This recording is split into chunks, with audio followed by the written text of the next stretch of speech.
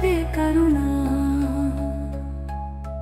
మానవత్వం పరిమళించే మౌన గులాబీ స్వాగతించే హిమచల్లదనం పులకరించే సేవా సూర్యుడు ఉదయించే. సేవా సూర్యుడు ఉదయించే, సేవా సూర్యుడు ఉదయించే. కదలిరా ఉప్పెనలా, కదలిరా సైన్యంలా, సమాజం కోసం, సమాజం కోసం. సేవా సేవా సేవా సేవా సేవా అదే ఊపిరి, అదే స్ఫూర్తి, అదే కరుణ. కదలిరా సమాజం కోసం,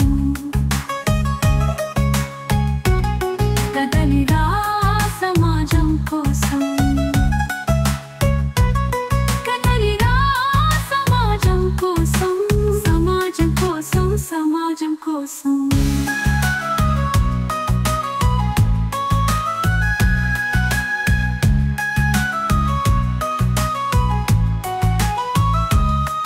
ఇది సేవకు ప్రతిరూపం, విభిన్న సేవలకు దృశ్య కావ్యం, అజరామర సేవలకు రంగస్థలం. ఎంతో మంది మహానుభావుల సేవా జీవనం, అభాగ్యుల జీవితాల్లో వెలుగులు నింపే ఆశా కిరణం. సమాజం కోసం, సమాజం కోసం.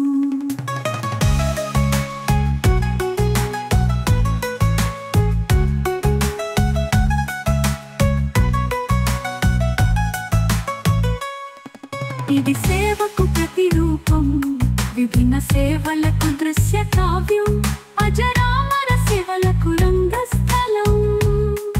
ఎంతో మంది మహానుభావుల సేవా జీవనం, అభాగ్యుల జీవితాల్లో వెలుగులు నింపే ఆశా కిరణం. సమాజం కోసం, సమాజం కోసం.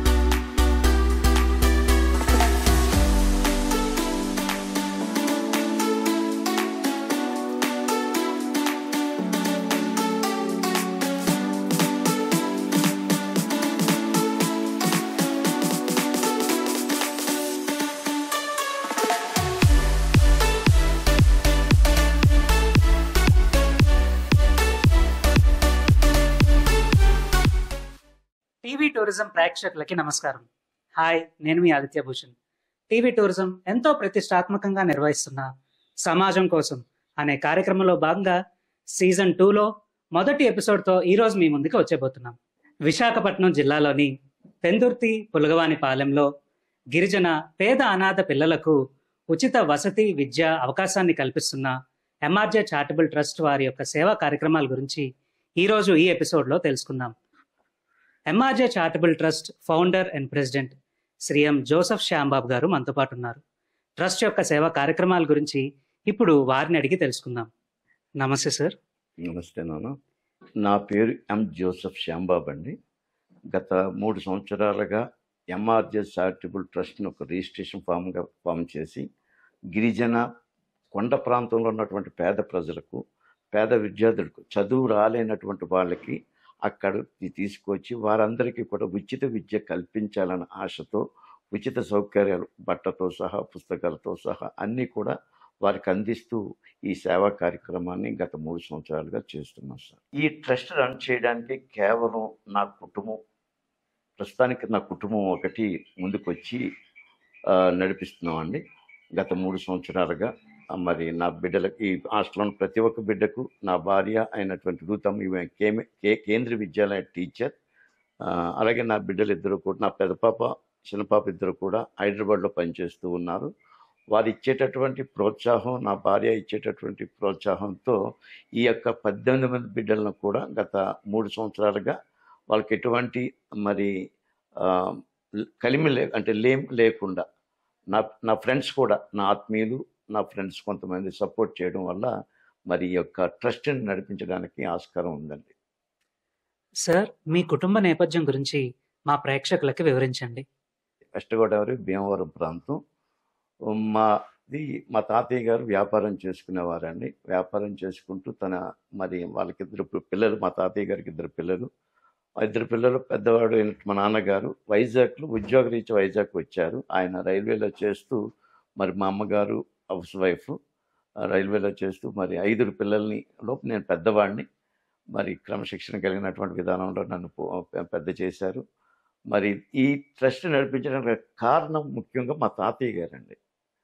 మా తాతయ్య గారు అనేక సేవా కార్యక్రమాలు అవ్వచ్చు, లేకపోతే పల్లెటూరులో ఉన్నటువంటి వారికి తనకు లేకపోయినా కొంతమందికి ఆహారం ఇచ్చడంలో కానీ, లేకపోతే సహకరించడంలో కానీ చాలా ముందుండి ఆ గ్రామంలో ఆదుకునేవాడని పెద్దలు చెప్తూ ఉండేవారు. నాకు కూడా పెళ్ళైనంత వరకు నాకు కూడా నాతో పాటు ఉన్నారు ఆయన. అలాగే నేను యుక్త వయసు వచ్చిన తర్వాత నేను పాలిటెక్నికల్ అంటే డిప్లొమా మెకానికల్ ఇంజనీర్ చదివాను.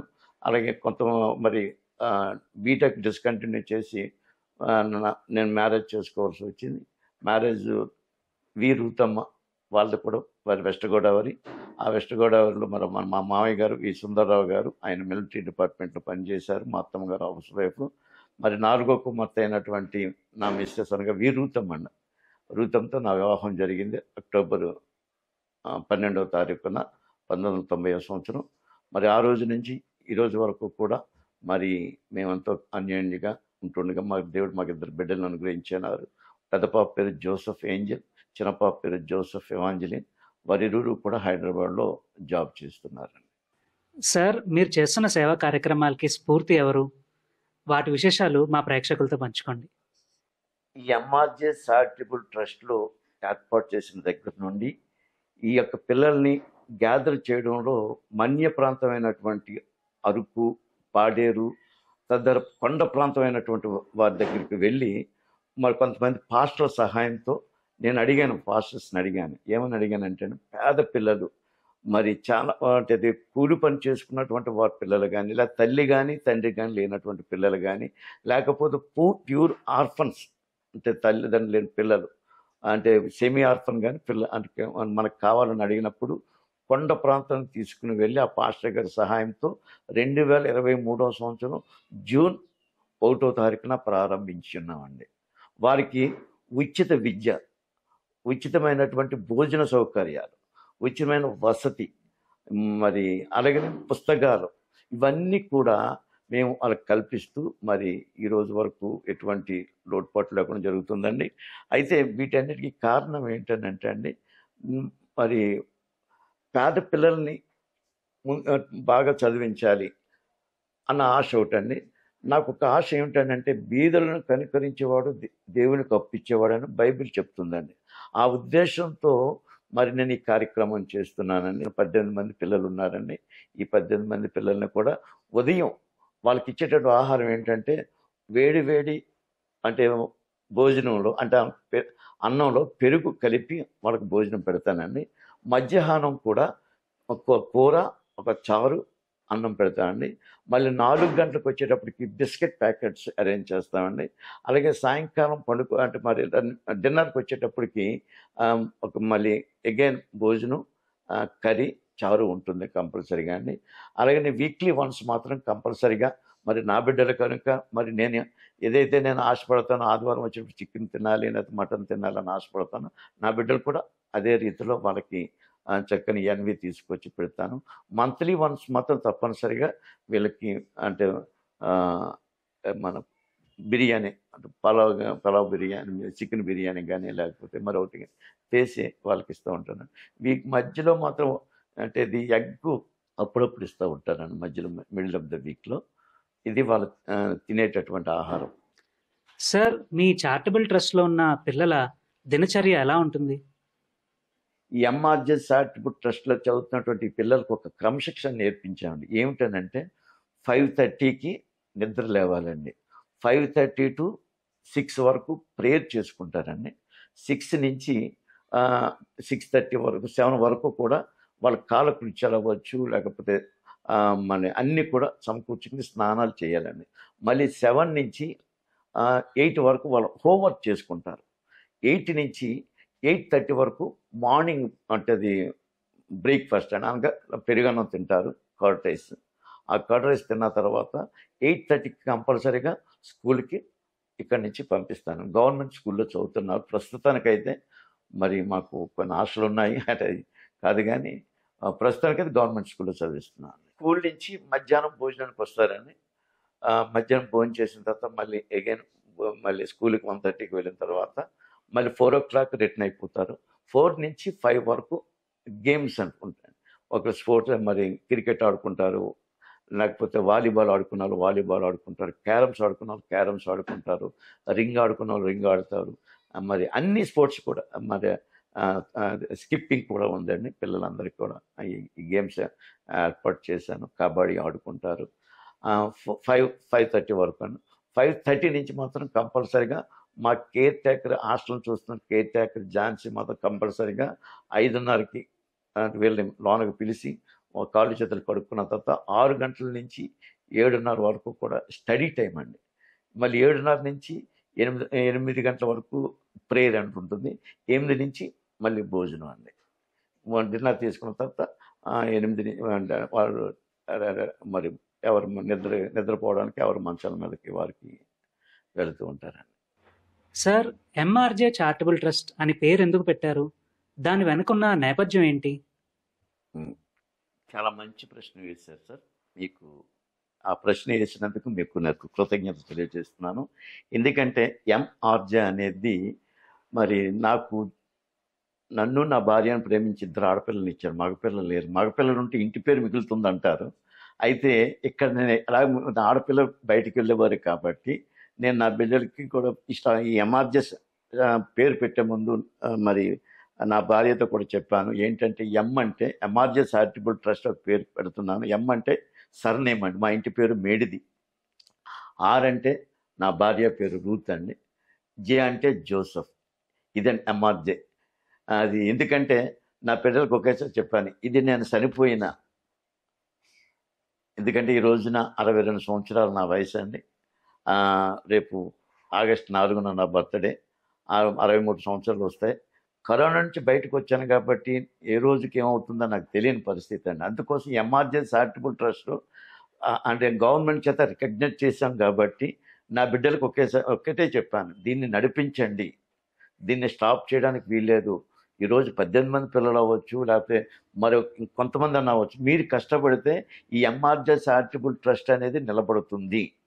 ఇది కొంతమందికి ఉపయోగకరంగా ఉంటుంది. అనేక మంది పేద పిల్లలు కూడా దీన్ని ఉపయోగించాలని నా పిల్లలకు చెప్పానండి. వాళ్ళు కూడా సంతోషంతో అంగీకరించారు. అంగీకరించినందువల్లనే వాళ్ళకి వచ్చిన దాంట్లో ప్రతి నెల క్రమం తప్పకుండా మరి రెంట్ అనేది వాళ్ళే పే చేస్తున్నారండి. దీంట్లో ఎంఆర్జే చారిటబుల్ ట్రస్ట్లో ఉన్నటువంటి అంతర్భావం. మరి అది నాకు చాలా ఆనందంగా ఉంటుంది. ఎంఆర్జే అనేటప్పటికీ నాకు చాలా ఆనందం అండి. సార్, ఇప్పుడు మీ చారిటబుల్ ట్రస్ట్లో మగపిల్లలు ఉన్నారు కదా, ఫ్యూచర్లో ఆడపిల్లల్ని కూడా అడాప్ట్ చేసుకునే అవకాశం ఏమైనా ఉంటుందా? నాకు విజన్ అయితే ఉందండి. ప్రస్తుతానికి ఏమంటే అకామిడేషన్ లేనందువలన కేవలం మగ పిల్లల్నే పెట్టుకున్నానండి. ఎందుకంటే ఆడపిల్లల దగ్గరికి వచ్చేటప్పుడు చాలా కేర్ తీసుకోవాలండి. ఆ కేర్ తీసుకోవడం వల్ల ఒకరు నవ్వే డేస్లో ఈ రెంట్లు కూడా పెరిగిపోవడం వల్ల కొంచెం అది కూడా నేను చూసుకున్నాను. ఇన్ కేస్ మీ యొక్క టీవీ టూరిజం ఛానల్ ద్వారా మరి ఎవరన్నా దాతలు ముందుకు వచ్చి మరి ఇంతవరకు అయితే ఫండింగ్ లేదండి గవర్నమెంట్ నుంచి కానీ లేదు, కానీ ఫండింగ్ మీరు చేస్తున్నారు కనుక మేము చేయూతనిస్తాం అనేటటువంటి దాతలు ముందుకు వచ్చినప్పుడు ఒక సపరేట్ క్యాంపస్ ఆడపిల్లలకు తీసుకొని వాళ్ళకు ఒక కేర్ టేకర్ని పెట్టి మగపిల్లలకు ఒక కేర్ టేకర్ని పెట్టి విద్య అంటే మనం ఎన్ని దానాలు చేసినా అన్నదానం ఒకటి విద్యాదానం ఒకటి చాలా గొప్పదండి. అది జీవితంలో వాళ్ళకు కూడా అది ఎంతో మెరుగ్గా ఉంటుంది. మనకి మన నవ్వేడేస్లో మీరు నాకు ₹1,00,00,000 ఇచ్చినా అది మిగలదండి. కానీ మీ ద్వారా ఒక పిల్లోడు చదువుకున్నాడంటే ఒరే రా నువ్వు చదువుకోవడానికి ఈ దాతలలో ముఖ్య కారకును కనుక వాళ్ళ పేరు మనం నిలబెట్టాలి అని చెప్పేసి మేము చెప్తాం కాబట్టి అండి. కనుక మీ విద్యాదానం అన్నదానం అనేది చాలా గొప్పదండి. ఎవరైనప్పటికీ కూడా ఆ రెండు చేసినప్పుడు అంటే అది వాళ్ళ యొక్క పేరు స్థిరస్థాయిగా ఉంటుందని నేను నమ్ముతున్నాను. అయితే దీన్ని ఇంక్రీజ్ చేయడానికి నాకు చాలా ఇష్టం అండి. ఈరోజు నేను 18 మంది ఉన్నారు. రేపు పొద్దున వచ్చే సంవత్సరం 20 మంది అంటే ఒక 25 మంది అవ్వచ్చు, మాకు 50 మంది అవ్వచ్చు. మా గోల్ ఏంటంటే సొంతంగా స్కూల్ పెట్టాలని ఒక ఆశ ఉందండి. మా మిస్సెస్ కేంద్రీయ విద్యాలయ టీచర్ కావడం వల్ల మరి ఒక స్కూల్ పెట్టి ఆ స్కూల్ ఎమర్జెన్సీ చారిటబుల్ ట్రస్ట్ కింద మరి ఇంకా డెవలప్ చేసి అనేకమంది పేద విద్యార్థులకు స్కూల్ ఫీజు కట్టుకోలేనటువంటి విద్యార్థులకు కూడా తీసుకొచ్చి డే స్కాలర్ల కింద వాళ్ళకు కూడా ఉచితం అంటే ఉచితం ఇవ్వాలని చెప్పేసి నా ఆశ ఉందండి. ఈ గిరిజన ప్రాంత వాసులకే కాకుండా ఈ లోకల్గా ఉన్నటువంటి వాళ్ళకు కూడా మేము ఫీజులు కట్టుకోలేమండి, చదువు బాగుంటుందని అనుకుంటే అది ఇక నేను ముఖ్యంగా చూసేది ఏంటంటే ఎడ్యుకేషన్ అనేది మోస్ట్ ఇంపార్టెంట్ అండి. ఎడ్యుకేషన్ ఇవ్వాలనే ఉద్దేశంతోనే వాళ్ళని చదివిస్తున్నానండి. మగపిల్లలు కాస్త అయితే 10th క్లాస్ వరకు చదివిస్తే వాళ్ళు ఆ థాట్ ఒకటి నేను బాగా చదువుకుంటున్నాను కాబట్టి ఇంకా బాగా చదువుకోవాలి, ఒక ఐటీ చదువుకోవాలి, లేకపోతే ఒక ఇంటర్మీడియట్లో మంచి గ్రూప్ తీసుకుని చదువుకోవాలి, నన్ను ఒక స్థితిలోకి తీసుకొస్తున్నారు కాబట్టి నేను ఒక మంచి స్థితిలో ఉండాలని వాళ్ళు నేర్చుకుంటారనే ఉద్దేశంతో ప్రస్తుతానికి ఈ 18 మందికి నేను చెప్పేటటువంటి విద్య ఇదండి. సార్, భవిష్యత్ తరాలకి యువతకి మీరు ఇచ్చే సందేశం ఏంటి? ఫ్యూచర్లో అండి ఇంకా అనేకమైన కార్యక్రమాలు అని అంటే రోడ్డు పక్కన అంటే అది చాలామంది పిల్లలు ఉంటున్నారు. అంటే అది రోడ్డు పక్కన అడుక్కుంటూ ఉంటారు, మన బస్ స్టాప్కి వెళ్తే కనపడుతూ ఉంటారండి. అటువంటి పిల్లలను కూడా తీసుకుని వచ్చి అంటే ఒక షెల్టర్గా ఏర్పాటు చేయాలని ఒకటండి. ఇంకొకటి ఏంటంటే ఓల్డ్ ఏజ్ హోమ్ పెట్టాలని కూడా ఒక ఆశ ఉందండి. అది వాళ్ళకు కూడా ఉచితమైనగా ఫండింగ్ అంటే మన వాళ్ళ దగ్గర నుంచి ఏదో తీసుకుని ఆ తర్వాత అలాగనే ఫిజికల్ హ్యాండిక్యాప్స్ అని ప్రాముఖ్యంగా ఫిజికల్ హ్యాండిక్యాప్స్ కూడా పరిచయం చేయాలని నాకు కొంత ఆశ అండి. దీనికి కారణం ఏంటంటే మదర్ తెరీసా గారు మరి లెపర్సీ వాళ్ళు ముట్టుకొని ఈ యొక్క మరి ఈ ఫిజికల్ హ్యాండిక్యాప్స్ని దరి చేర్చుకుని హక్కుని చేర్చుకుని ఏ విధంగా అయితే వాళ్ళని డెవలప్ కోసం కృషి చేసిందో ఒక అంటే అది మరి హ్యూమన్ బీయింగ్గా నేను అది ఆలోచన చేస్తున్నాను సార్. ఇక్కడ పిల్లలు ఇక్కడ చదువుకుని వదిలేస్తామని కాదండి, వాళ్ళని 10th క్లాస్ తర్వాత ఇంటర్మీడియట్ చదివించడానికి నేను వాళ్ళకి తోడుగా ఉంటానండి. ఇంటర్మీడియట్ కూడా పాస్ అయిన తర్వాత సార్ నన్ను డాడీ పిలుస్తారు, డాడీ అని సంబోధిస్తారు కాబట్టి వాళ్ళు నా పిల్లలు కాబట్టి డాడీ నేను ఈ విధంగా చదువుకోవాలని ఆశపడుతున్నాను, నేను ఈ విధంగా నన్ను మీరు చదివించండి అని అంటే వాళ్ళు చదవడమే కాదండి, వాళ్ళు ఉద్యోగం వచ్చినంత వరకు ఇంకో ముందు స్టెప్ వేస్తాను. డాడీ నాకు నా తల్లిదండ్రుల కన్నా లేకపోతే నన్ను చూసిన నా తల్లిదండ్రులు మీరే నా ముఖ్యమని అనుకుంటే వాళ్ళ దగ్గరుండి వివాహం కూడా నేను చేయడానికి నేను ఇష్టపడుతున్నానండి. ఎందుకంటే వాళ్ళు నన్ను నమ్మి వచ్చారు గత 3 సంవత్సరాలుగా. వాళ్ళకి సర్వస్వం అన్నీ కూడా ఎడ్యుకేషన్తో పాటు స్కిల్స్ అండ్ డెవలప్మెంట్ కూడా నేను 8th క్లాస్ నుంచి కూడా అనుకున్న వెల్డింగ్ నేర్పించాలని, లేకపోతే కొంచెం చిన్న హ్యాండ్ వర్క్స్ అంటే బ్యాగ్స్ తయారు చేయడం, లేకపోతే మరొకటి అంటే అది ఏదన్నా మీలాంటి పెద్దవాళ్ళ ద్వారా ఏదైనా తెలుసుకొని వీళ్ళకి నేర్పించాలని ఆశపడుతున్నానండి. నేనైతే ఆశపడుతున్నాను. అలాగే ఇంకొక మాట కూడా చెప్తాను, మా కేర్ టేకర్ కూడా చెప్తూ ఉంటాను, పిల్లలకి క్రమశిక్షణ అనేది చాలా అవసరము, వాళ్ళు మన నుంచి నేర్చుకునేది కూడా చాలా క్రమశిక్షణ అని చెప్పుకొని తను కూడా ఎంతో మరి నేను లేకపోయినా తనే అన్నీ చూసుకుని చేస్తుందండి. ప్రస్తుతానికైతే మా ఎంఆర్జే చారిటబుల్ ట్రస్ట్లో చదువుతున్నటువంటి పిల్లలకు ప్రతిదీ కూడా వాళ్ళ అవసరం తీర్చడమే కాదండి, అంటే అంటే ఆరోగ్యంగా బాగోకపోయినా, లేకపోతే వాళ్ళ హెల్త్ పాయింట్ ఆఫ్ వ్యూలో కూడా అన్నీ నేను దగ్గరుండి చూసుకుంటున్నాను ప్రస్తుతానికి.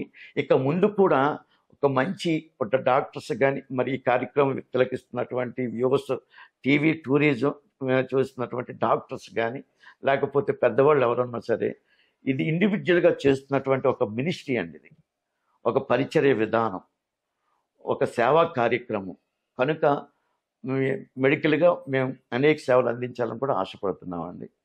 సార్, మీరు ట్రస్ట్ ఎస్టాబ్లిష్ చేసిన తర్వాత ఏవైనా ఛాలెంజెస్ ఎదుర్కొన్నారా?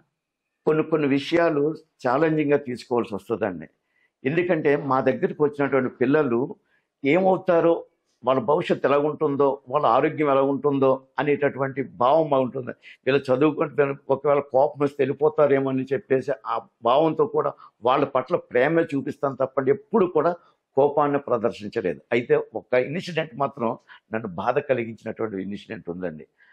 థర్డ్ క్లాస్ చదువుతున్నటువంటి సతీష్ అనే అబ్బాయికి మరి అక్కడ పక్కన భోజనం చేయడంతో మరి ఏమైందో తెలియదు, అన్ఎక్స్పెక్టెడ్ కడుపు నొప్పి అన్నాడండి. ఈవినింగ్ 6 o'clock నుంచి అంటే దరిదాపుగా ప్రైవేట్ హాస్పిటల్కి తీసుకెళ్ళి 4 ఇంజక్షన్స్ వేయించామండి, ఎవ్రీ 1 hourకి కూడా. సార్ ఇది చాలా సీరియస్గా ఉన్నట్టుంది అని అంటే వెంటనే మళ్ళీ నైట్ 11:30కి అని మన ఎల్జే హాస్పిటల్ ఒకటి ఉందండి సుజాత నగరు, ఆ హాస్పిటల్కి తీసుకెళ్ళి ఆ నైట్ అంతా కూడా అడ్మిట్ చేసామండి. అడ్మిట్ చేస్తే ఫుడ్ పాయిజన్ అండి, ఇమీడియట్గా మీరు కేజీహెచ్ తీసుకెళ్ళండి అని అంటే వాళ్ళు మరి ఆ ప్రాంతంలో ఉన్నటువంటి మరి వాళ్ళని పిలిపించి కేజీహెచ్కి తీసుకెళ్ళండి. కేజీహెచ్కి తీసుకెళ్ళిన తర్వాత 11 days మరి ఆ యొక్క ఫుడ్ పాయిజన్తో అంటే చాలా, ఇప్పుడు అబ్బాయి బ్రతుకుతాడా లేకపోతే చనిపోతాడా అన్నటువంటి పాయింట్ కూడా వచ్చినప్పుడు నా మనసు చాలా చాలా పరి విధాలుగా ఆలోచన, ఏంటి నా దగ్గరికి వచ్చిన తర్వాత ఎలాగయ్యాడు అని చెప్పేసి నిజంగా మరి భగవంతుని ప్రార్థన చేసుకున్నాను. నా కుటుంబం అంతా ప్రార్థన చేసింది, ఫ్రెండ్స్ చర్చెస్ వాళ్ళందరూ కూడా ప్రేయర్ చేశారు. మరి బై గాడ్స్ గ్రేస్ అని అబ్బాయి సురక్షితంగా ఆరోగ్యంగా మరి మీ ముందే ఉన్నాడండి. ఈ రోజున 5th class చదువుతున్నాడండి. సార్, మీరు చేసిన సేవా కార్యక్రమాలకి ఏవైనా అవార్డులు అందుకున్నారా? నాన్న మంచి ప్రశ్న వేశారు. అవార్డ్స్ కోసం అనేది నేను ఈ సంస్థ నడిపించడం లేదు, కానీ అవార్డ్స్ రావాలని మాకు కోరుకుంటున్నాను. గత 3 సంవత్సరాల నుంచి హౌ టు అప్లై అనేది నాకు తెలియలేదు ఫస్ట్ ఆఫ్ ఆల్. అయితే ఒకటి మాత్రం, నేను పాటలు రాయడంలో కూడా నాకు చాలా ఇంట్రెస్ట్, అది కూడా నేషనల్ సాంగ్స్, మన దేశాన్ని ప్రేమించడం, దేశాన్ని ఎలాగా మనం గౌరవించాలన్న ఉద్దేశంతో ఒక పాట రాశాను నాన్న. ఎందుకనంటే మన జెండా చాలా ప్రాముఖ్యమైంది, భారతదేశంలో గౌరవించదగ్గటువంటి విధానం భారతీయ జాతి. ఆ జెండాను ఉద్దేశించి పిల్లలకు నేర్పించడానికి ఒక పాట రాశాను. ఆ పాటకు మాత్రం ఒక 2 వ్యక్తులు నన్ను గౌరవించడం జరిగింది. మరి ఆ పాట కూడా యూట్యూబ్లో అప్లోడ్ చేశాను నాన్న. చాలా మంచి పాట. మీరు మరి మేడ్ ది జోసెఫ్ అనేటటువంటి ఛానల్ ఉన్నది, ఆ పాట ఒక్క పాటే ఉంటుంది, మీరు వినండి. ఆ జెండా యొక్క ప్రాముఖ్యతను తెలియచేయడానికి, మన దేశం యొక్క గొప్పతనాన్ని, ఆ స్వతంత్రం వచ్చిన తర్వాత జెండా ఎంత, ప్రతి వాళ్ళు భారతదేశంలో ఉన్న ప్రతి ఒక్కరు కూడా, ఏ మతమైనా ఏ కులమైనా ఎవరైనప్పటికీ కూడా ఆ జెండాను గౌరవించాలన్నది నా అభిలాష. అందుకనే ఈ రోజున మరి దగ్గర చాలామంది చూశారు, అది ఇంకా చూడాలని ఆశపడుతున్నాను. ఆ పాటకు మినహాయించి మరి ఎవరు కూడా ఈ ఆశలు రన్ చేస్తున్నారండి అని ఎవరు సన్మానించలేదు. అయితే సన్మానం కన్నా ఆ దేవుని గొప్ప కార్యాలే నాకు ఈ రోజున టీవీ టూరిజం వాళ్ళు వచ్చి మరి ఈ విధంగా ఇంటర్వ్యూ చేస్తున్నారంటే నిజంగా నా జీవితంలో ఇది ఫస్ట్ ఇంటర్వ్యూ ఇవ్వడం. మరి ఈ యొక్క టీవీ ఛానల్ ద్వారా ఇక చిన్నపిల్లలను ఆస్వాదించడానికి ముందుకు వచ్చినట్లయితే వాళ్ళ తరపున కూడా నేను పని చేయడానికి, ఒక్కటి కూడా విస్మరించకుండా నేను పని చేయడానికి సిద్ధంగా ఉన్నాను. ఇలా చేద్దాం నన్ను ఎంకరేజ్ చేసినా సరే వాళ్ళ మాటలు బేస్ చేసుకుని నేను ఈ బిడ్డలను అవ్వచ్చు, ఇంకా రానున్న దినాలు ఇంకా అవార్డ్స్ ఏంటంటే భగవంతుడు ఇంకా అనేక రకాల రూపాయలు ఇస్తాడనేది కూడా నాకు నమ్మకం ఉంది. మన భారతదేశమే కాదు, మన రాష్ట్రమే కాదు, భారతదేశంలో గర్వించేదగ్గ అవార్డ్స్ వస్తాయని నేను నమ్ముతూ ఉన్నాను. ఎందుకంటే ఇండివిజువల్గా చేసేటప్పటికి అదొక కొంచెం ఆ, గర్వకారణం. మీరు మీ టీవీ ఛానల్ ద్వారా చెప్తున్నానండి, ఈ యొక్క ప్రేక్షకులందరికీ కూడా ఇది ఇండివిజువల్గా నడిపిస్తున్నటువంటి కాబట్టి ప్రతి ఒక్కరిలో కూడా నేను చేయగలను. ఒక్కరికి సహాయం చేసిన గొప్ప సంగతేనండి. కనుక మీ టీవీ టూరిజం ద్వారా ఈ 18 మందే కాదు, ఎవరు ముందుకు వచ్చినా నా తరపున ఇంకొక అబ్బాయిని తీసుకోండి అంటే వాళ్ళ తరపున ఒక 19వ వ్యక్తిని తీసుకుంటానండి. ఆ తర్వాత 20వ వ్యక్తిని తీసుకుంటానండి. అలాగే ఒక 100 మందిని చేద్దామని ముందుకు రండి. ఒక మెంబర్స్గా జాయిన్ అయ్యి నాకు చేయూతనివ్వండి ట్రస్ట్ని ముందుకు నడిపించడానికి. అదే పెద్ద అవార్డు అండి నాకు. అంతకు మించి నాకు అవార్డు లేదు. మరి టీవీ టూరిజం వాళ్ళు నన్ను ఎంత మంచి ఇంటర్వ్యూ చేసి నాకు అవార్డు వచ్చేటంత అంటే అదే అవకాశం కల్పిస్తారేమో అని ఆశతో మాత్రం ఎదురు చూస్తున్నా. Thank you sir, thank you. ఈ ఎంఆర్జే చారిటబుల్ ట్రస్ట్లో ఉన్నటువంటి పిల్లల్ని చదివించాలన్న ఆశ ఎందుకు కలిగిందంటే అండి, దీనికి ముఖ్య కారణం ఇందాక మొట్టమొదటి అడిగినట్టు ప్రశ్నలో చెప్పాను. మా తాతయ్య గారు నాకు మరి మార్గదర్శనం అని చెప్పేసి. అలాగే మా మదర్ కూడా ఒక చెప్తూ ఉండేవారండి, మనం పేదవాళ్ళని ప్రేమించాలి, ఉన్నవాళ్ళని ప్రేమించడం కాదని చెప్పేసి నాకు చాలా ప్రేయర్స్లో చెప్తూ ఉండేవారు.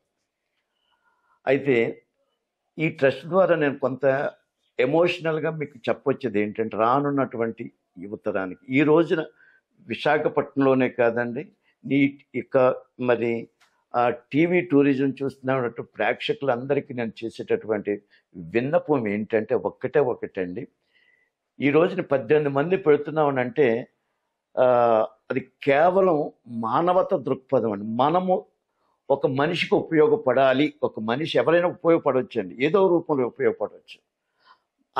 ఆ విశ్వాసం అనేది అవతల వాళ్ళు మర్చిపోకుండా ఉంటారనేది నా పూర్తి నమ్మకం అండి. ఈ రోజున ఈ 18 మంది ముందు ఫస్ట్ ఇయర్ 12 మందితో స్టార్ట్ చేసామండి. సెకండ్ ఇయర్ 16 మంది అయ్యారు. థర్డ్ ఇయర్ వచ్చేటప్పటికి 18 మంది అయ్యారు. ఇంకొక ఇద్దరిని కూడా తీసుకుంటే 20 మంది అవుతారండి. 20 మందికి నేను ఎలా చేయాలనుకుంటున్నానంటే అండి, ఈ సంవత్సరానికి మాత్రమే ఒక్కొక్క సంవత్సరం వాళ్ళ తెలివి మీరు పిల్లలు అనేవాడు తెలివి మీరుతాడు. ఆ తెలివిని వాళ్ళ భవిష్యత్తుకు ఉపయోగించుకోవాలి. నేటి సమాజంలో ఏంటంటే అండి, గంజాయి, సిగరెట్, మందు ఇవన్నీ కూడా విపరీతంగా ఉన్నాయండి. నేను ఆ కైటే ప్రిన్సిపాల్గా చెప్తున్న మాట ఏంటంటే, ఈ 10th క్లాస్ పిల్లలు తాగేసి కొంత క్లాస్కి వచ్చి ప్రిన్సిపాల్ మీద స్టాఫ్ మీద తిరగబడుతున్నటువంటి రోజుల్లో నేను చాలా వాళ్ళ మీద అసహనంతో మరి కంప్లైంట్ కూడా ఇవ్వడం, ఏంటి పిల్లలు ఎలా తయారవుతున్నారు, మంచి మార్గంలో పెట్టాలంటే ఎలాగండి అంటే, బైబిల్లో ఒక మాట ఉందండి, బాలుడు నడువవలసిన త్రోవను వానికి నేర్పుము, వాడు పెద్దవాడు అయినప్పుడు దాని నుండి తొలగిపోడు అని మాట ఉందండి. అందుచేత నేను ఏమంటానంటే, చిన్నతనం నుంచి కూడా పిల్లల్ని ఒక మంచి క్రమశిక్షణలో పెట్టినప్పుడు వాళ్ళకి అంటే పోకిరి మాటలు కానీ, లేకపోతే నోటి నుండి అంటే దుర్భాషలు మాట్లాడేటటువంటి ఆలోచన విధానాన్ని మనం చెప్పాలండి. ఎప్పటికప్పుడు చెప్తూ ఉండాలి, ప్రతిరోజు కూడా చెప్తూ ఉండాలి. ఇలా ఒక 10th క్లాస్ వరకు, ఒక 15 years వరకు వాడికి నేర్చుకోగలిగితే ఇంటర్మీడియట్లో వాడు ఏమవుతుందంటే కొంచెం ఆలోచన వస్తుంది. కాబట్టి నేను నేర్చుకున్నటువంటి విధానం ఇది, చెడు స్నేహితులు ఉండకూడదు, లేకపోతే నేను చదువుకున్న విధానంలో మంచి స్నేహితులతో కలిసి ఉండాలి అనే ఆలోచన కలిగి ఉంటారని చిన్నతనం నుంచి వీళ్ళకి నేర్పిస్తున్నానండి. రానున్నటువంటి అంటే యువతరం ఏంటనంటే, ప్రతి వాళ్ళు కూడా నన్ను చూసి నేర్చుకోవాలని నేను ఎంత మాత్రం చెప్పనండి. భగవంతుడు మీకు ఇచ్చిన జ్ఞానంతో ఆలోచన చేయండి.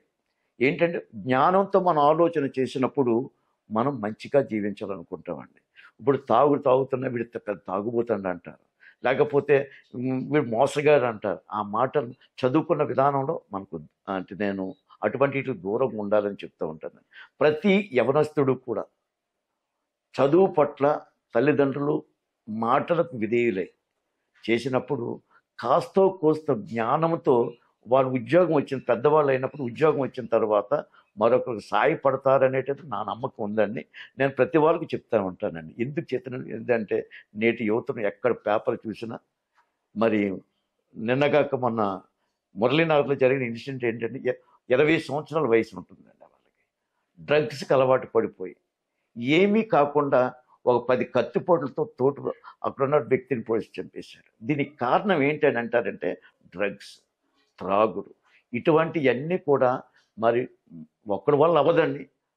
అందరూ కలిస్తేనే, మంచి వాళ్ళు అందరూ కలిసి సమాజంలో మంచి మార్గంలో పెట్టడానికి మనం ప్రయత్నం చేస్తే ఏ ఒక్కరన్నా మారగలిగితే అది నేటి సమాజానికి ఎంతో కొంత మేలు చేస్తుందని నమ్మకం అండి.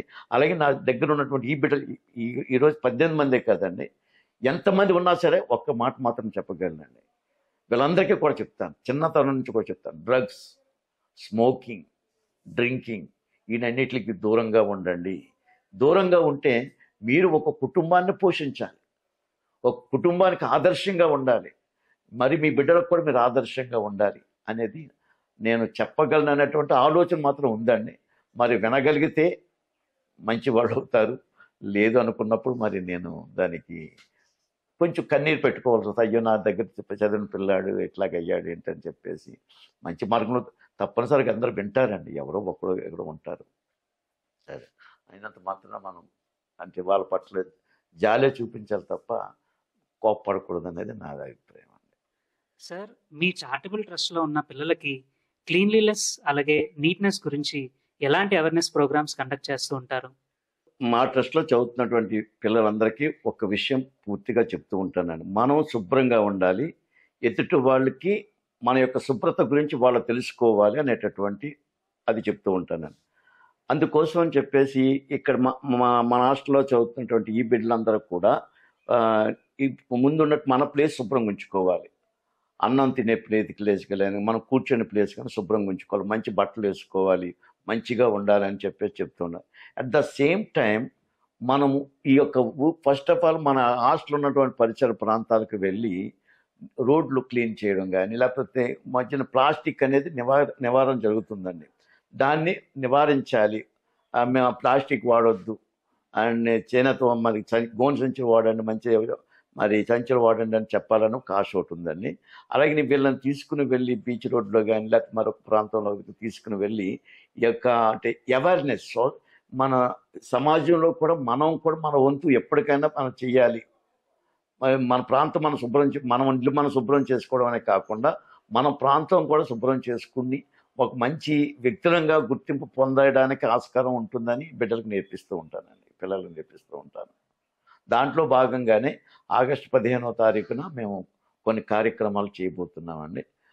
కొన్ని గ్రామాలు వెళ్ళి అండ్ మన ఊరు ఇప్పుడున్న చుట్టుపక్కల గ్రామాలు వెళ్ళి తొడడానికి, ప్లాస్టిక్ సంచులు వెత్తడానికి, ఇవన్నీ వాళ్ళకి అవేర్నెస్ కల్పించడానికి నేను చేయిస్తాను సార్.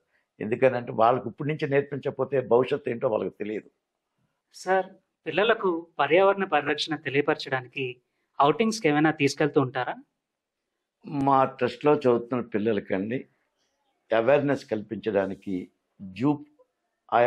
జూ ప్రాంతానికి తీసుకువెళ్ళి అక్కడ ఉన్నటువంటి అంటే అది ఆ జూలో ఉన్నటువంటి జంతువుల మీద అవేర్నెస్ కల్పించడానికి రేపు ఆగస్టు 15 తీసుకువెళ్ళాలని తలుస్తున్నాను. అలాగనే ప్రాముఖ్యంగా రాజకీయ నాయకులు అంటే ఇప్పుడు ఫర్ ఎగ్జాంపుల్ మనకు స్వతంత్రం తీసుకొచ్చినటువంటి నాయకులు ఎంతోమంది ఉన్నారండి. నేటి స్కూల్లో కానీ లేకపోతే పెద్దవాళ్ళలో కానీ ఆ నాయకుల పేరు చెప్పమంటే చెప్పలేకపోతున్నారు. కనుక మేము ఈ సంవత్సరం నుంచి అనుకున్నది ఏంటంటే అండి, మొట్టమొదటగా మన బాబూజీ మన భారతదేశానికి మన స్వతంత్రానికి ముఖ్య కారకులైనటువంటి మరి బాబూజీ గారికి పూలమాలలు చేసిన తర్వాత అప్పుడు బిఆర్ అంబేద్కర్ మన రాజ్యాంగ నిర్మాత అంబేద్కర్, తర్వాత ఇందిరాగాంధీ గారు, నెహ్రూ గారు, అలాగనే మరి సర్దార్ వల్లభాయ్ పటేల్ గారు, ఇలా రాజకీయ నాయకుల విగ్రహాలకి అప్పుడప్పుడు తీసుకుని వెళ్ళి అంటే ఈ యొక్క విగ్రహంలో ఉన్నటువంటి వ్యక్తి దేశానికి ఈ విధంగా సేవ చేశారు. ఈ సేవ చేయడం వల్ల ఈరోజు మనం ఇంత క్షేమంగా ఉంటున్నాం అలాగే అని చెప్పాలని ఒక ఆశ ఉందండి. అంబేద్కర్ మన రాజ్యాంగ నిర్మాత గారు అయినటువంటి బిఆర్ అంబేద్కర్ దగ్గర నుంచి ప్రతి విగ్రహానికి పూలమాలలో వేసిన తర్వాత వాళ్ళ యొక్క ఇంపార్టెన్స్ తెలియచేయాలని ఆశపడుతున్నానండి. ఈ సంవత్సరం నుంచి అది పెట్టుకున్నాను సార్. ప్రతి నెలకు ఒక్కసారినో లేకపోతే వాళ్ళ యొక్క పుట్టినరోజులు లేకపోతే మరొకటి అకేషనల్గా ఏదైనా వచ్చినప్పుడు తప్పనిసరిగా తీసుకుని వెళ్ళి మేము చేయడానికి ప్రయత్నం. దీనికోసం మాకు ఫండింగ్ ఒక్కటే నా ప్రాబ్లం. దాని గురించి ఆ ఫండింగ్ ఉంటే మేము ప్రతి నెల కూడా ఇలాగ అవేర్నెస్ కల్పించడానికి నేను చాలా ఇష్టపడతానండి. ముఖ్యంగా అవేర్నెస్ కల్పించాలండి. వీళ్ళ అవేర్నెస్ కల్పించినప్పుడు వాళ్ళు పెద్దవాళ్ళు అయినప్పుడు దాని నుండి తొలగిపోవడం చెప్పేసి నా అభిప్రాయం. ఎంఆర్జే చారిటబుల్ ట్రస్ట్ వైస్ ప్రెసిడెంట్ అయినటువంటి శ్రీమతి రూత్ మేడం గారు ఇప్పుడు మనతో పాటు ఉన్నారు. ట్రస్ట్ సేవా కార్యక్రమాలు అలాగే వాటి విశేషాల గురించి ఇప్పుడు మేడంని అడిగి తెలుసుకుందాం. నమస్కారం మేడం. నమస్కారం. ముందుగా టీవీ టూరిజం ప్రేక్షకులకి నా యొక్క నమస్కారములు తెలియజేస్తున్నానండి. ఈ యొక్క ఎంఆర్జే చారిటబుల్ ట్రస్ట్కి మా హస్బెండ్ నడిపిస్తున్న ట్రస్ట్కి నేను వైస్ ప్రెసిడెంట్గా పనిచేస్తున్నానండి. ఈ కార్యక్రమాలన్నింటిలో మా హస్బెండ్కి చేదోడు వాదోడుగా ఉండాలని చాలా నేను ఆశపడుతున్నాను. మరి అనేకమైనటువంటి కార్యక్రమాలు చేస్తున్నప్పుడు నాకు ముందుగా ఆర్థిక పరిస్థితి జ్ఞాపకం వస్తుంది. తర్వాత ఇంకోటి ఏంటంటే అతను కరోనా నుండి బయటకు వచ్చారు. అతని ఆరోగ్యం గురించి నాకు కొంచెం టెన్షన్గా ఉంటుంది. కానీ అతను చేస్తున్న కార్యక్రమం మంచిదే. కానీ బిడ్డల్ని నేను ముందుగా అతను చెప్పేది ఏంటంటే బిడ్డలు ముందుగా దేవునిలో నడిపించండి. వాళ్ళకి దేవుని ఎంతో భయభక్తులు నేర్పిస్తే బిడ్డలు ముందుకెళ్తారని నేను ఎన్నోసార్లు అతను చెప్పడం జరుగుతుందండి. అంతేకాకుండా మరి అతను చేసే ప్రతి కార్యక్రమానికి నాకు చేతనైనంత చేయూతనిస్తూ ముందుకు తీసుకెళ్తున్నానండి. మరి ఈ అవకాశం ఇచ్చినటువంటి మీకు మరొకసారి నాకు ధన్యవాదాలు తెలుపుతున్నాను. మనతో పాటు ఇప్పుడు MRJ charitable trust treasurer Joseph Angel గారు ఉన్నారు. ట్రస్ట్ యొక్క సేవా కార్యక్రమాల గురించి ఇప్పుడు వారు మనతో పంచుకుంటారు. టీవీ టూరిజం ప్రేక్షకులకి నా నమస్కారం. నా పేరు జోసెఫ్ ఏంజల్. నేను ఎంఆర్జే చారిటబుల్ ట్రస్ట్లో ట్రెజరర్గా ఉన్నాను. నేను మా ఫ్యామిలీ డాడీ ప్రెసిడెంట్గా ఉంటూ మమ్మీ వైస్ ప్రెసిడెంట్, నేను ట్రెజరర్గా ఉంటూ ఫైనాన్షియల్ ఇష్యూస్ అన్నీ చూసుకుంటూ ఉంటాను. Thank you. ఇప్పుడు మనతో పాటు ఎంఆర్జే చారిటబుల్ ట్రస్ట్ సెక్రటరీ అయినటువంటి జోసెఫ్ ఎవాంజలిన్ గారు ఉన్నారు. ఇప్పుడు వారు చేసిన సేవా కార్యక్రమాల గురించి కూడా మన ప్రేక్షకులతో పంచుకుంటారు. మేడం. టీవీ టూరిజం ప్రేక్షకులకి నమస్కారం. నా పేరు ఇవాంజలిన్. నేను ఎంఆర్జే చారిటబుల్ ట్రస్ట్లో సెక్రటరీగా పనిచేస్తున్నాను. ఇందాక మా ఫాదర్ చెప్పినట్టు, మా మదర్ చెప్పినట్టు, ఇందాక బ్రీఫింగ్ ఇచ్చినట్టు ఈ హాస్టల్ ఈ ట్రస్ట్ ఏదైతే ఉందో పూర్ అండ్ ఆర్ఫన్స్కి ఎడ్యుకేషన్, స్టే కానీ, మంచి ఫుడ్ కానీ ఇవ్వడానికి ఏదైతే పనులు మా ఫాదర్ స్టార్ట్ చేస్తున్నారో దాంట్లో హెల్ప్ చేయడానికి నేను మా సైడ్ నుంచి ఎంతైతే సపోర్ట్ ఉన్నదో అది ఆఫర్ చేయడానికి మేము కంటిన్యూస్గా సపోర్ట్ చేస్తూ ఉన్నాం. MRJ charitable trust children home caretaker Shrimati Jhansi Jhansi గారు మనతో పాటు ఉన్నారు. వారి అభిప్రాయం కూడా ఇప్పుడు తెలుసుకుందాం. ప్రేక్షకులందరికీ నా నమస్కారాలు. నా పేరు ఝాన్సీ. నేను ఇక్కడ కేర్ టేకర్గా వర్క్ చేస్తున్నాను.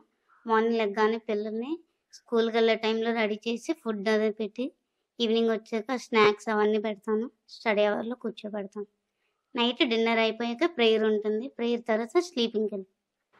ఈ రోజున టీవీ టూరిజం డైరెక్టర్ గారు అయినటువంటి శ్రీ మణిభూషణం గారు, అలాగే ఆ బృందం అంతా వచ్చి, ఆ స్టూడియో అంతా వచ్చి మా హాస్టల్కి వచ్చి మా తాలూకు డీటెయిల్స్ తీసుకోవడం మరి నిజంగా మాకు ఇది మా ట్రస్ట్కి అయితే మొదటి అనుభూతి. ఇది ఈ రోజున ప్రేక్షకుల ముందుకు వచ్చామని అంటే శ్రీ మణిభూషణం గారు మరి మా పట్ల ఎంతో ప్రేమ చూపించి ఇది ప్రేక్షకుల దగ్గర తీసుకువెళదామండి, అనేక మందికి తెలియచేద్దామండి అని చెప్పేసి ఆలోచన నాకు కల్పించిన విధానాన్ని బట్టి మణిభూషణం గారికి మా ట్రస్ట్ తరపున మరి బిడ్డల తరపున అందరికి కూడా కృతజ్ఞతలు తెలియచేస్తున్నాను ముందుగా అండి.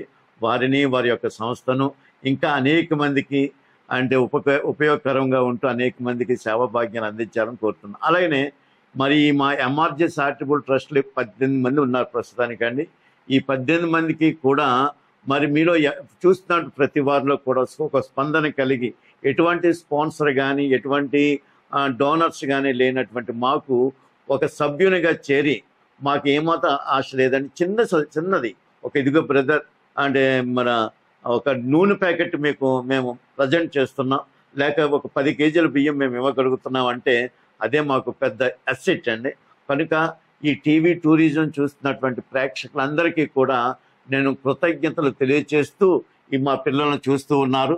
ఈ పిల్లలంతా పట్ల మరి ఈ కొండ ప్రాంతం, మన్య ప్రాంతం నుండి, గిరిజన ప్రాంతం నుండి వచ్చినటువంటి వారు ఇంకా అనేక మందికి మనమంతా కలిసి, మీరు నేను మనమంతా కలిసి ఒక్కడ వాళ్ళు ఏది జరగదండి, అందరం కలిస్తేనే ఒక కార్యం చేయగలము.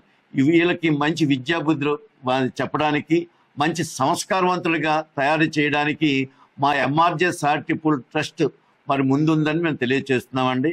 మా సంస్థను ఇంత ప్రోత్సహించినటువంటి మరి TV tourism director గారైనటువంటి Shri Manibhushanam గారికి మరొక్కసారి ఆయనకు కృతజ్ఞతలు తెలియచేస్తూ ఇంత గొప్ప కార్యం జరిగించినటువంటి ఆయనకు, ఆయన బృందానంతటికీ కూడా మరి ముఖ్యంగా అలాగనే మాకు ఈ యొక్క యాంకరింగ్ చేసినటువంటి బాబుకు కూడా మా యొక్క ట్రస్ట్ తరపున మా యొక్క ధన్యవాదాలు తెలియజేస్తున్నానండి. థ్యాంక్ యూ అండి.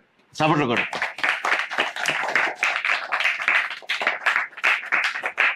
సేవకు ప్రతిరూపం ప్రేమ. అలాంటి ప్రేమను తన చుట్టూ ఉన్న పిల్లలకి పంచుతూ, పేద విద్యార్థులని సాకుతూ, వారి భవిష్యత్తుకి బాటలు వేస్తున్న MRJ charitable trust founder and president Shri M Joseph Shyambabu గారు ఉన్నతమైన ఆశయాలతో చేస్తున్న సేవా కార్యక్రమాలు ముందుకు సాగాలి అని కోరుకుంటూ, ఈ ఎపిసోడ్ ద్వారా మీరు కూడా స్ఫూర్తి పొంది ఈ సేవా కార్యక్రమాల్లో భాగస్వాములు అవ్వాలి అని ఆశిస్తూ టీవీ టూరిజం సెలవు తీసుకుంటుంది. సైనింగ్ ఆఫ్, మీ ఆదిత్య భూషణ్. ఈ వీడియో కనుక మీకు నచ్చినట్టయితే లైక్ చేసి, షేర్ చేసి టీవీ టూరిజం ఛానల్ని సపోర్ట్ చేయండి. Thank you. నా పేరు సింహాచలం. నేను 8వ తరగతి చదువుతున్నాను ఇక్కడ. నేను ఇక్కడ నుంచి స్టార్టింగ్ నుంచి ఉన్నాను. నేను ఇక్కడ 6వ తరగతి వచ్చాను. 6, 7, 8 ఇప్పుడు 8వ తరగతి చదువుతున్నాను. ఇక్కడ మాకు డాడీ కూడా అన్ని సౌకర్యాలన్నీ అందిస్తున్నారు. ఎవరికైనా బాగాలేకపోతే మధ్యరాత్రి వచ్చి హాస్పిటల్ తీసుకుని వెళ్ళడం జరుగుతుంది. చాలామంది కూడా సరిగ్గా బాగట్లేదు. కొంతమంది ఊరు వెళ్ళి మళ్ళీ తిరిగి వచ్చారు. ఇప్పుడు కూడా కొంతమందికి బాగుంది. Thank you. నా పేరు Ram Kiran. Study in 6th class. నాకు బాగాలేదు, నేను ఇంటికి వెళ్ళి వచ్చాను. డాడీ గారు హాస్పిటల్కి తీసుకుని వెళ్ళారు కానీ మలేరియా టైఫాయిడ్ అన్నారు. అందుకనే డాడీ ఇంటికి పంపించారు. ఇంటికి వెళ్ళి మొన్న వచ్చాను. నా పేరు Sandeep Kumar. I study in 7th class. ఇక్కడ నేను 6th క్లాస్ జాయిన్ అయ్యాను. ఇప్పుడు 7th. ఎవరు ఫీవర్ వచ్చినా హాస్పిటల్ తీసుకుని వెళ్తారు సార్. మాత్రలు, టాబ్లెట్లు ఇస్తారు. భోజనాలు కూడా మంచిగా బాగా పడతారు. కడుపు నిండా తినంటారు. నా పేరు సిద్ధు. నాకు ఫీవర్ వచ్చినప్పుడు ప్రైవేట్ హాస్పిటల్కి డాడీ తీసుకెళ్ళారు. నేను చదువుతున్న క్లాస్ 8వ క్లాస్ చదువుతున్నాను. My name is Satvik. 2nd class. నేను 4th క్లాస్ చదువుతున్నాను. మళ్ళీ హాస్టల్ డాడీ మాకు అందరికీ బాగాలేనప్పుడు మాత్రలు అన్నీ ఫుడ్ అన్నీ తినిపించారు. నా పేరు సతీష్. నేను 5వ తరగతి చదువుతున్నాను. నాకు బాగాలేకపోయిన డాడీ ఏ టైంలో వచ్చైనా హాస్పిటల్ తీసుకుని వెళ్తారు. ఇక్కడ అన్ని సంయుక్తంగా పెడుతున్నారు. నమస్కారం. ఇది సేవకు ప్రతిరూపం, విభిన్న సేవలకు దృశ్య కావ్యం, అజరామర సేవలకు రంగస్థలం.